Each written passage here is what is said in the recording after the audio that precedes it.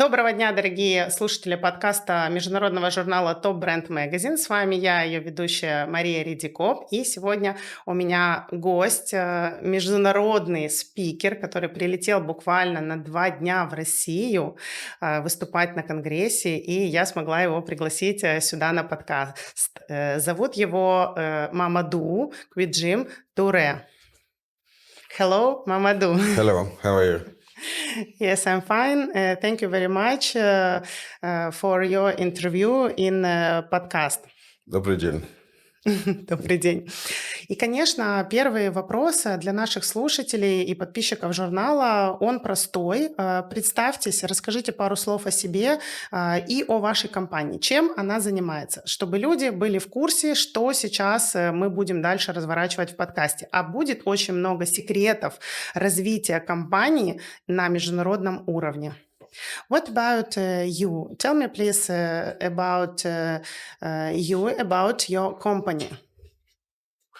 Yes, sure. Thank you very much for having me. It's an honor and a pleasure to be here in Moscow today in this beautiful setting. Very impressive experience. It's my second day and I'm really amazed. My company, so I'm a founder and CEO of Ubuntu Group of companies, and within the group, we also led the creation of Ubuntu Tribe, most better known as U Tribe. So we are a financial services company, right? And we combine technology and finance to democratize access to wealth, starting with bringing gold in the hands of everyone by leveraging on technology, in particular blockchain, so that anyone could buy gold from as low as 10 rubles from the comfort of their mobile phone. And basically, we didn't build a product, we built a system, right? A system that combined a series of products that interact in order to serve our customers. So we have gift gold, which is a gold-backed token. It's literally a digital certificate of gold ownership that is available from as low as 10 ruble from your mobile phone, that people, institutions, corporates can buy as an investment, but also as a savings product, and of course, as a means to protect themselves against inflation or against currency depreciation. Next to Gift Gold, we have the U Tribe wallet, which is a digital wallet.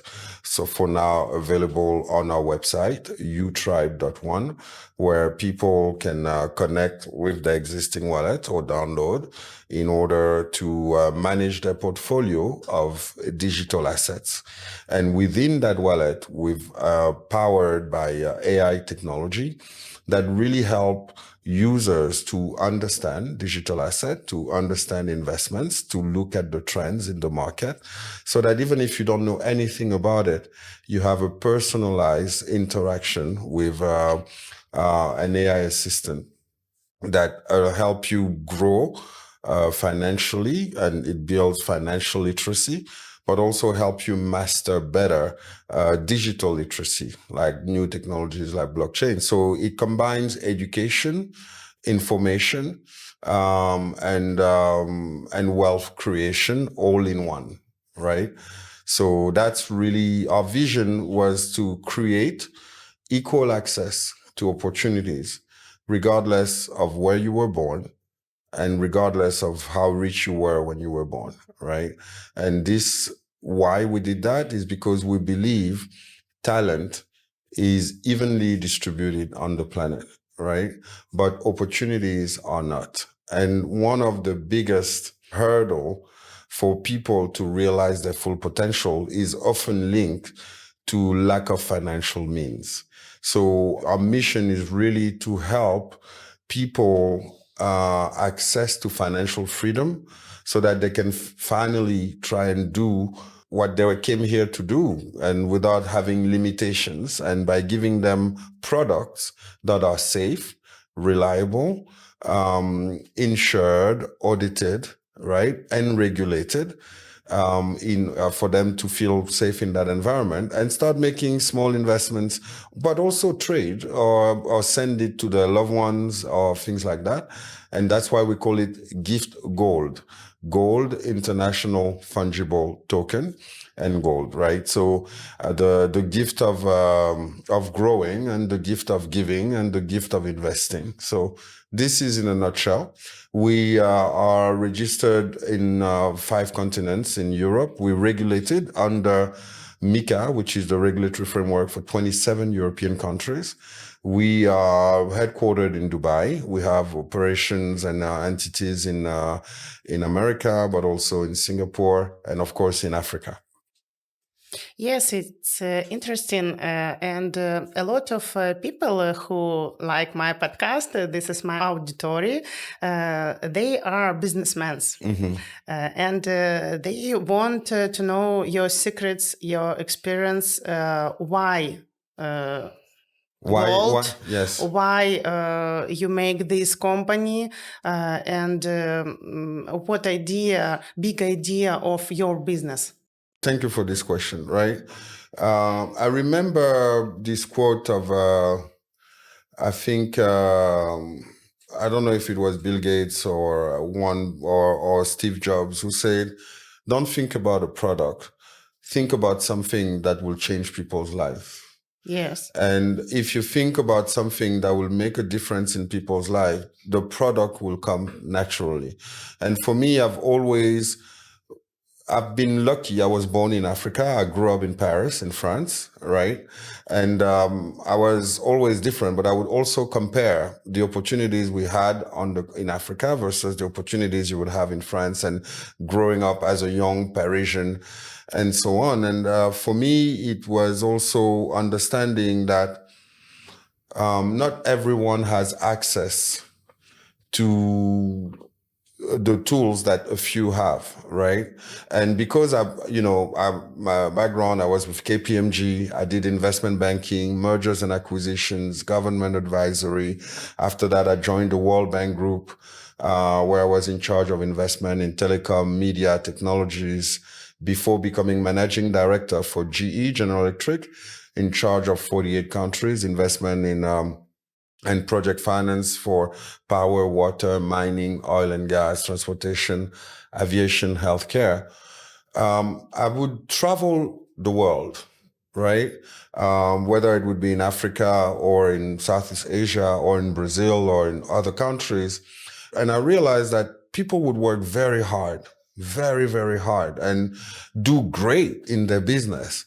But for a reason, if the currency collapsed, all their hard work would go to flush. And for me, it was a bit unfair, right? And also looking at Africa, where people say Africa is poor. Africa is not poor, actually. Yes. Africa is rich of mineral resources. The global GDP, for instance, is $90 trillion, all in terms of GDP. Africa's natural resources exceeds $120 trillion, but it's in-ground. It's not really liquid. So you're wealthy, but you're not liquid, right? Or you live in a place where you're doing great, but the environment or your currency collapse, and therefore all your wealth is completely divided. But there are some assets that are available that could help address that, so that you get rewarded regardless. And gold, in particular, for me, is that very asset, right? Did you know that gold gained, just over the past 5 years alone, 120% to the dollar?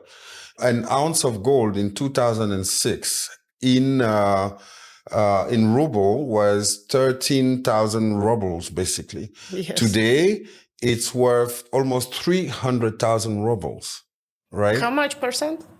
Oh, I mean, it's probably 2,000%. Almost, very big. Right? So it is massive, but people didn't have access to gold here, right? Except if you're a top financial institution or have connection with banks, but the person of the street didn't. Now with Give Gold, you can buy with your phone, right? And get a piece of gold and let it grow. And then you can also use that as a collateral to fund your business. And for me also, why is because I think, I've been in finance, and one issue with entrepreneurs in emerging markets is they struggle to get access to finance, right? Why? Because yes, you might, financial inclusion didn't deliver its promises, right? You get a bank account, but it doesn't mean you'll get a loan from the bank, right? And for those who manage, often because of the interest as an entrepreneur, it kills your business because, you don't really have a good collateral, and then you're going to pay high interest rate. But if you can give gold as a collateral, and I don't even need to know your performance, I can lock on our wallet the gold and give you a loan to the value that allows you to effectively, and at the same time, your asset rises in value, so you can maybe borrow more to grow. That's how the system should be. So why I'm doing this is that I think we need to give fair chances to every entrepreneur by giving them the real assets that help them grow. Finance is based on two things, right? First is asymmetry of information. So you would make an investment into a stock or into a project if you are sure, or if you have enough information, or if you know something that others don't know, right? So the information, some have, others don't. And those who have generally perform better. Yes. Right? The other thing is collateral, right? Most of the time, if I'm going to give you a loan, I need a guarantee. Either somebody is going to guarantee, or you're going to give me a car or a piece of land, etc. But not everyone has the information, and not everyone has the asset in collateral. So the idea for me was, how do we shift from financial inclusion to financial mobility, social mobility, right? And that's why we built this system where anybody has a chance to get gold, so that they have the collateral, and with AI tools that can guide them so that they have the information, right? So that for me is, as an entrepreneur, I've been investing. So when I was at the World Bank, over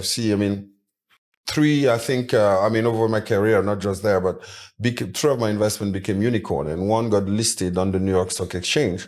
So I've had a chance to engage with many entrepreneurs and look at their problems.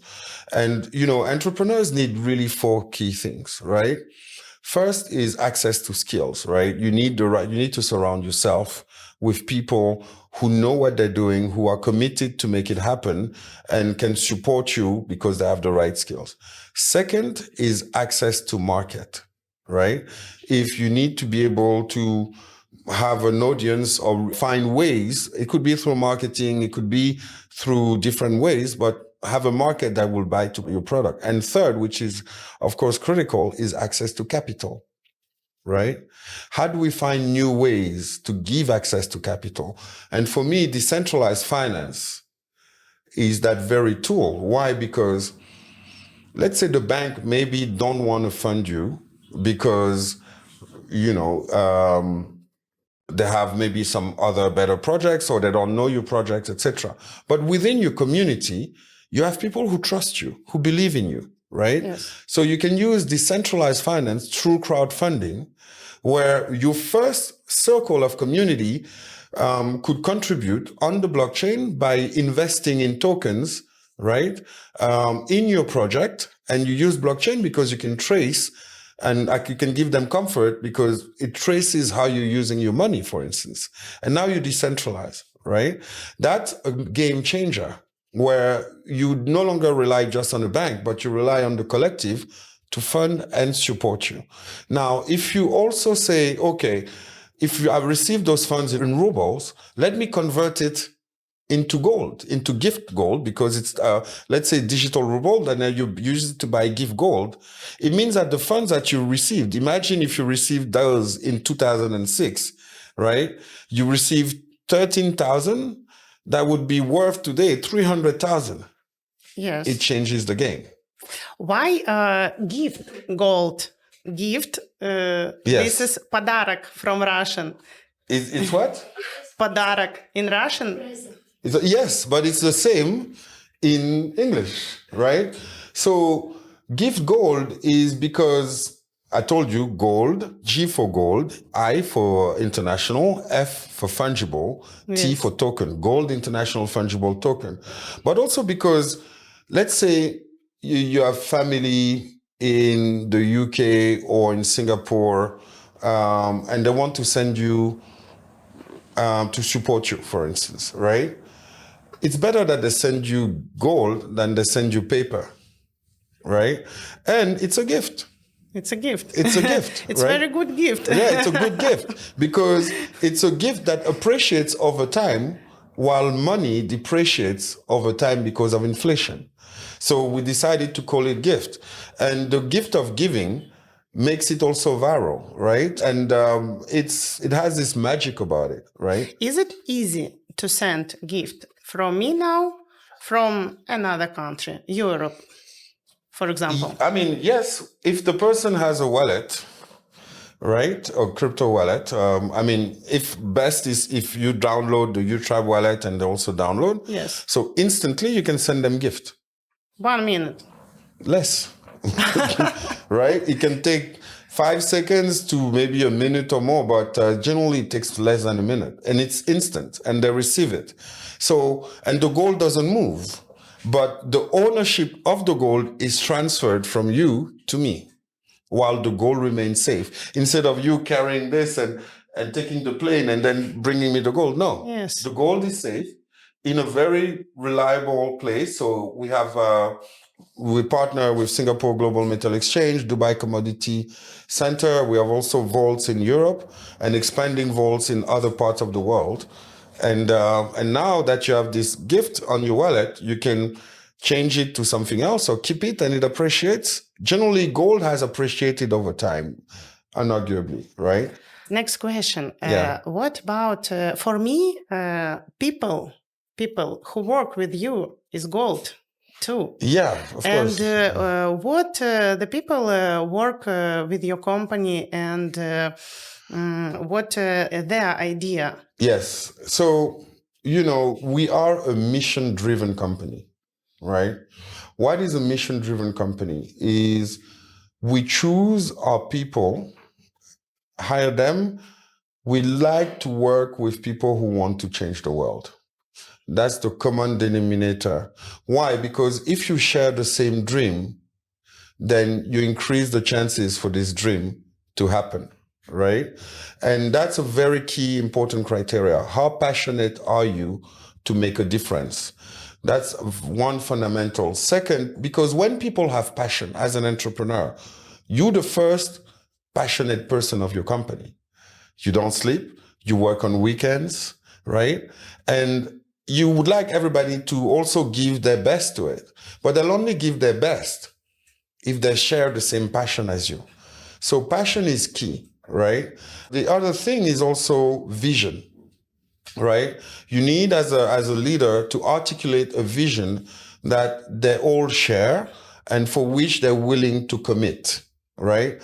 And skills is of course important, but without that drive, skills become irrelevant because they won't apply the best of their skill if they don't have faith and belief in what you're doing, right? So, and of course, there's a strong culture of going the extra mile because all successful companies in the world, right, have gathered teams that are extraordinarily committed to be the best they can be and to be customer-centric.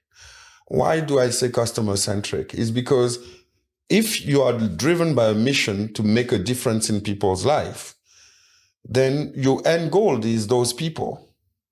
And if you are here to serve that principle and serve them, then you would do more to make sure that you reach customer satisfaction. You'll always improve the product, right? You'll always find ways to make it easier, faster, safer for them.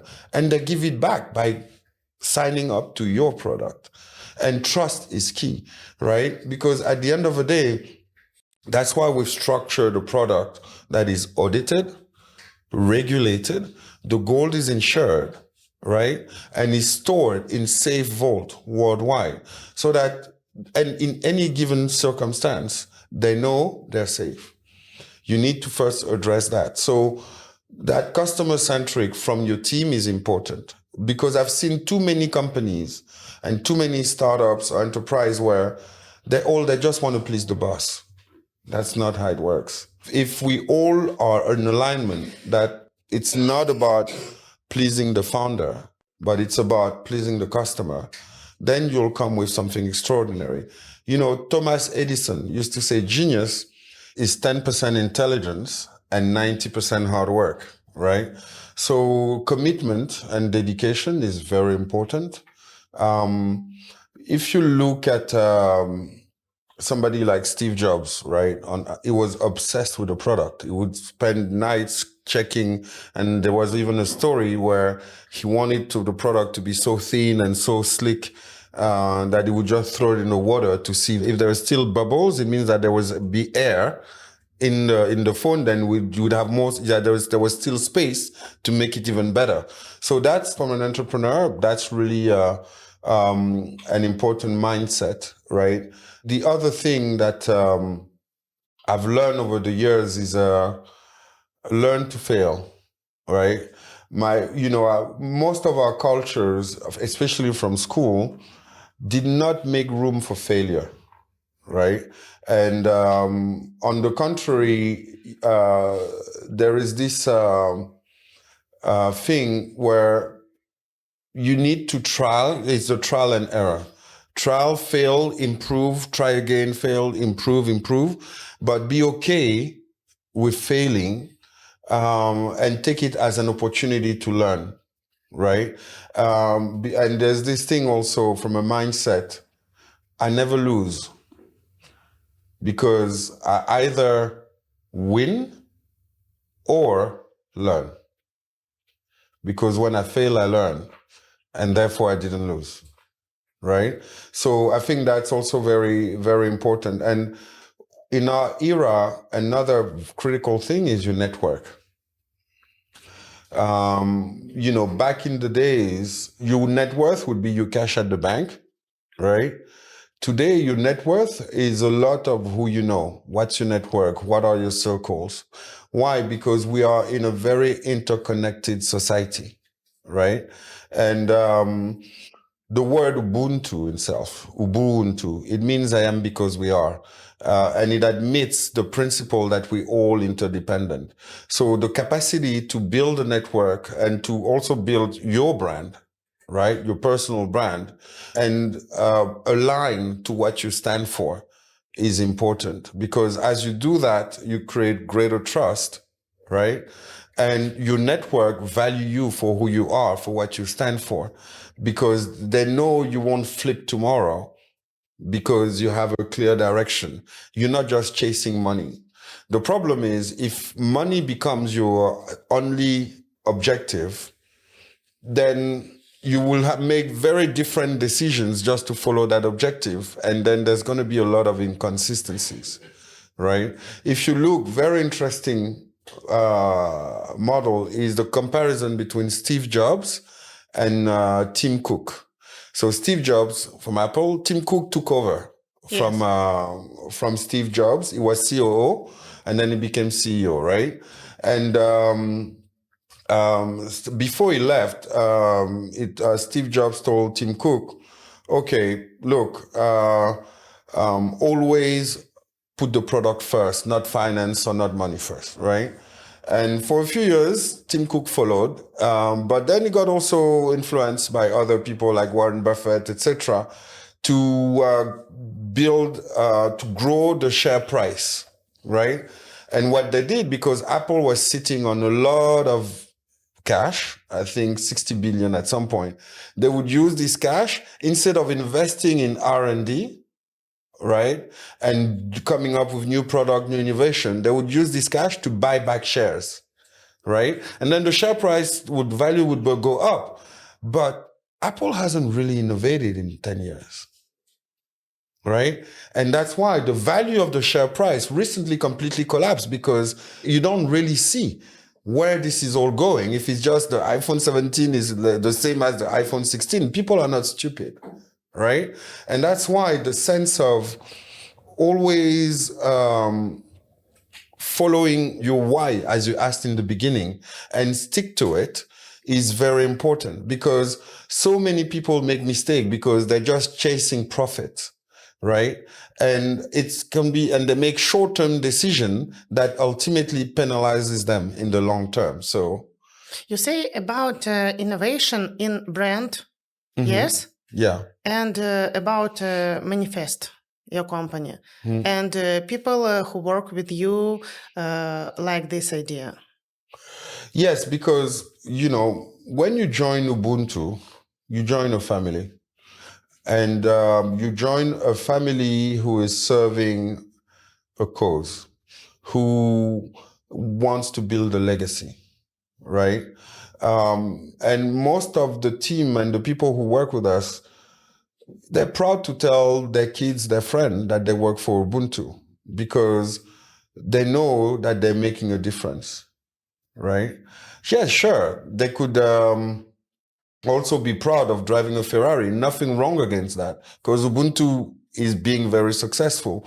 But it is known for, the pride you get when you share the impact you have, right? And that, from a brand point of view, it's called brand alignment, right?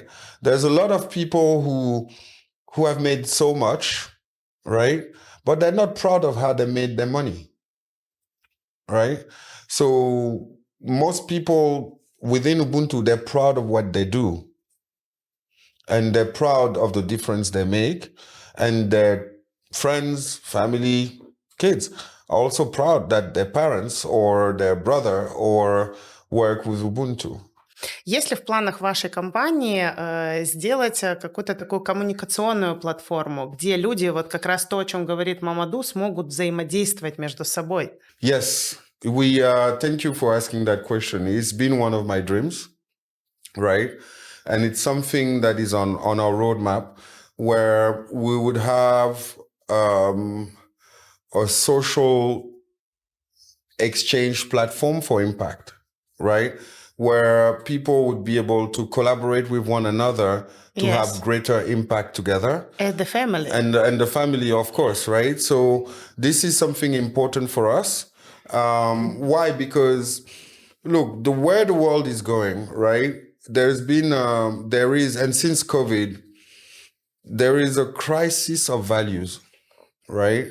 Where people have started questioning themselves, giving a meaning to their life. There's been also a crisis in mental health, because you've been on that hamster wheel, on the rat race, but for what, right? And where it has called for more solidarity and the crises that are coming. Look, as you know, you have wars, you have tensions, you have economic crisis, exposing how vulnerable we are by ourselves.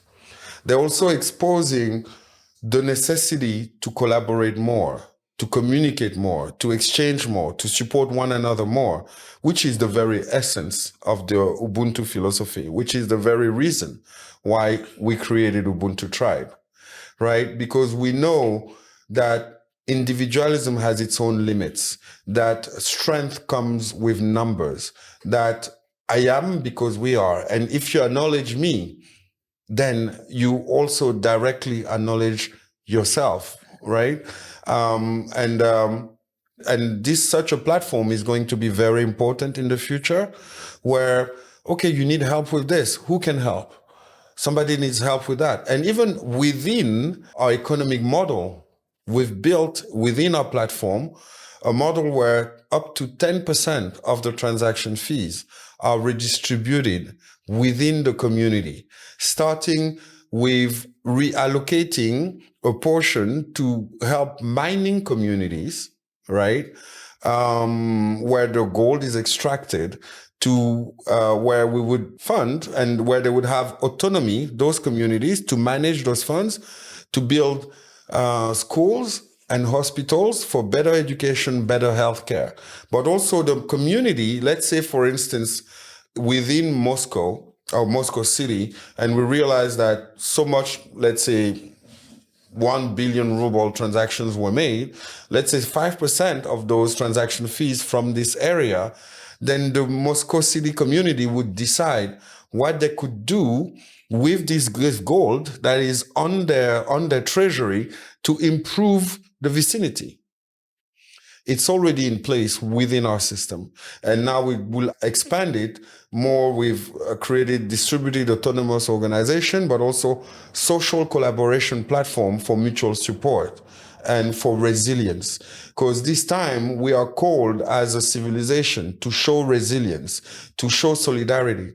And you will see, look at the most recent successful companies, right? If you take again the case of the US of the FANG, right? Facebook, Amazon, Apple, Netflix, Google. Facebook was about social media. It was about, Yes. They were not selling anything. They were selling the need that you have as a human being to be interconnected with other human beings, right? Amazon, what they were selling ultimately was, I might have a small shop, but I can use that platform to sell to millions of people. Amazon created that opportunity, that social need that even if you're small, you can still access the world. Netflix gave a chance for, if you don't have a blockbuster, a big budget of hundreds of millions, you can still reach out to people.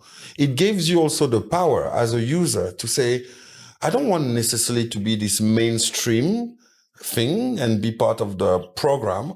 I want to be able to choose. They gave you sovereignty as to what you want to effectively use. And if you look Google, you can be lost, but guess what? You have Google Maps, right? You can go on internet and search, right? It kind of empower people. And I think the future, even if you look at Tesla today, right?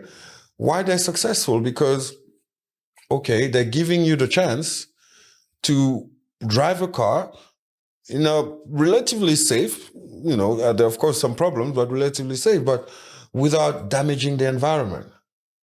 There's a growing and rising generation that feels empowered, and the successful companies of tomorrow will be the ones that have understood that need for empowerment, that need for autonomy, that need for dignity, and will be able to cater for this new civilization emerging. A civilization where ultimately I am because we are. Thank you very much. And my favorite question for my guest is what about very big plan of your company, very big, in the world, in Russia? Let's start in Russia. First, us being here it means that we believe people in Russia have a right to also benefit from this. Maybe how much customers you want, people, investors, and Ubuntu people? Look, what I've realized, first of all, in the culture in Russia, there's a lot of commonalities with the African culture. It's a culture that has strong sense of collective, that has an interesting sense of community, and that also has some traditional values that we have in Africa, right? Now, in terms of market, it's also a nation whose people has the same rights as any other nation to benefit from advancement of the financial world, right? So we believe the Ubuntu community here can grow. I've received very, very exciting interest and support. Let's see how it goes, right? But again, we're not putting out there a product. We're putting a system that empowers people, that help them to achieve financial freedom, that interconnects them, and that infuse AI to help them becoming a better version of themselves, starting with financial literacy, digital literacy, but also other things, right? Interconnection and wealth creation. Because once you're financially free, then you can elevate your mind. It's like the Maslow pyramid, right? I don't know if you've heard of the, Yes, right? I know. So Yes. you first need to get out of the need for security and then elevate towards, recognition and then self-fulfillment and so on. So the same thing, but let's move up of that base level and allow people to fully realize their human potential. And I'm sure when people start realizing that and that there's a platform with a wallet, with GiveGoal, with AI, with social, decentralized social media, decentralized finance, all that in one platform that allowed us to work collectively to help support each other's growth, that will become definitely a game changer, not just in Russia, but globally. Now, we want at a global level to become that